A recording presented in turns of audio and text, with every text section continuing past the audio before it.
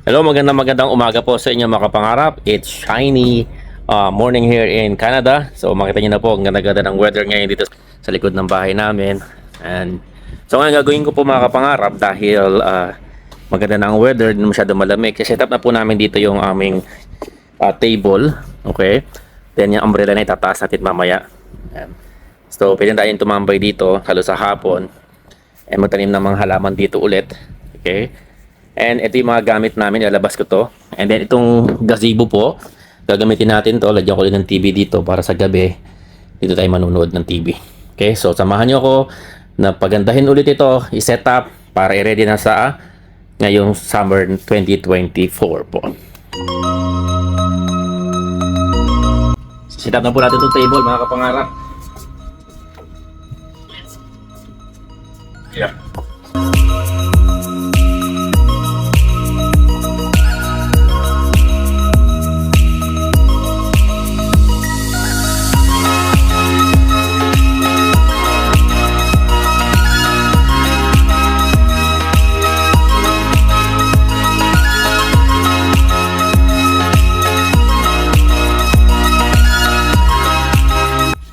So ayan, mga kapangarap, naigo na pa yung upuan.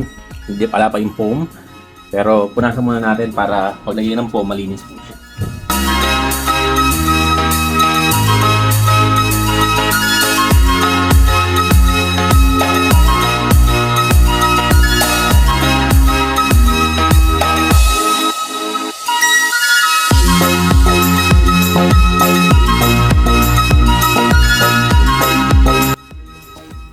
Malinis na po mga kapangarap. Ito yung gawin natin. Lalagyan natin yung foam. So ito po mga kapangarap. Kakabit po natin yung foam dito sa upuan.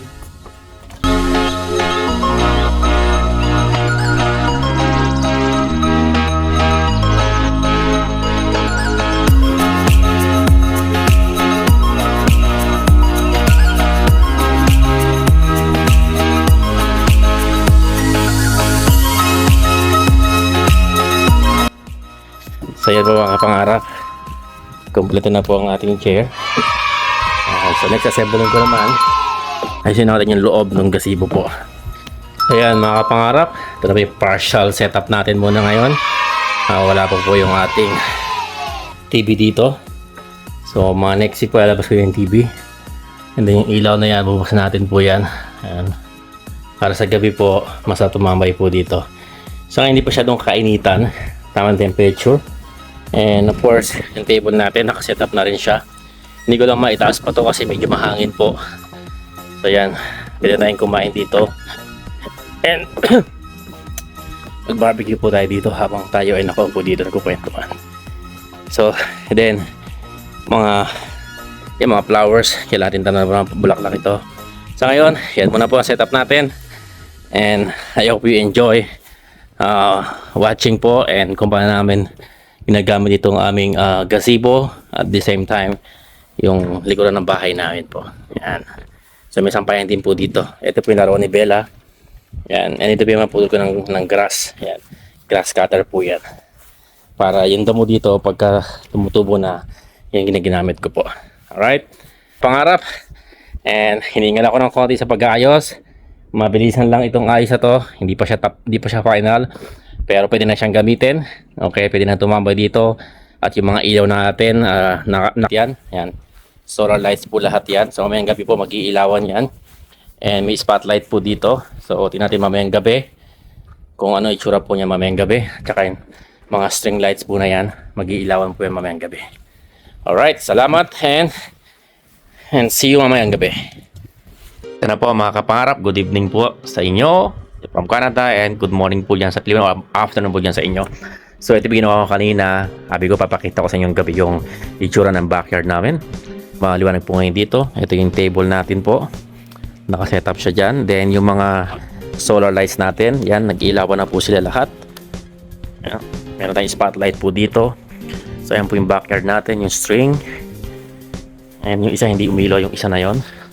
Hindi ko nakakuha ng electricity or ng sun kanina. Yan natin loob ng gazebo po. So pasok po tayo sa loob. Binuhay ko na po yung ilaw ng ating gazebo. So yan po, sa center lights. Then, yan, may carpet na rin po tayo dito mga kapangarap. And of course, ilang upuan yan? 2, 4. Meron po dalawa. So, 6. Tapos dalawahan din po yun. So, ibig yan, marami tayong ma-accommodate po ditong guest. Okay?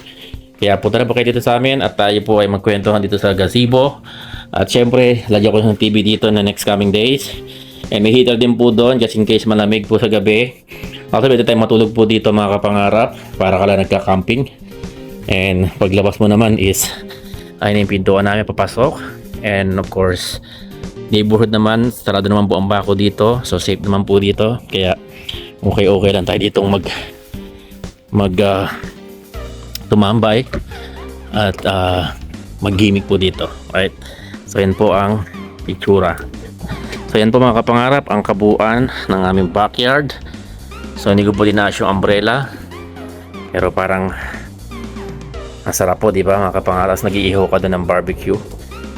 Automatic po kasi yung light na yan eh. Yan. Pag nagmumove po, may nakakasin siya ng gumagalo na tao. Umiilaw po siya.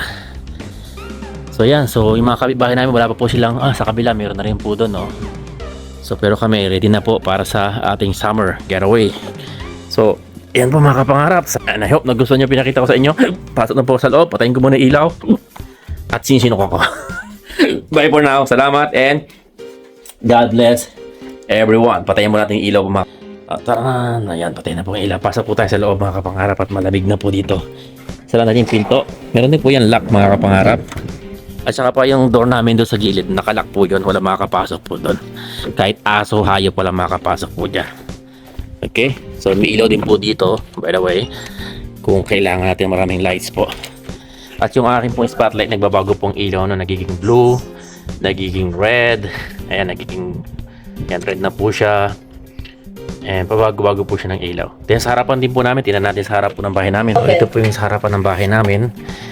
So yan, mayroon din po siyang spotlight dito. Yan, iba-iba din po ang kulay niyan. Tapos, yan, red, green, blue. So okay, nakasindi lahat. May ilang hindi nakasindi, baka po dito na po sila. At meron po tayo ditong, ayan, itong ilaw na to is automatic po to eh. Yan. Automatic po yan. So yan po ang itsura ng neighborhood sa gabi. Yan. Pasok tayo sa loob mga kapangarap. Malamig po. Hello, good morning po sa inyo mga kapangarap. Again, maraming salamat po sa panonood po ng aming video from the start to finish. Kaya naman po, kayo po ay mayroong chances na makasali sa aming pakulo. Pwede kayong manalo ng GCash. Kung pinanood niyo po itong video na to, ay sure na po kayo ay mananalo at may chances po. Kaya good luck po sa inyo lahat. Again, from Soto City, Canada, maraming salamat po from the bottom of our hearts, and congratulations in advance and good luck din po sa inyo at sa inyo lahat. Salamat po and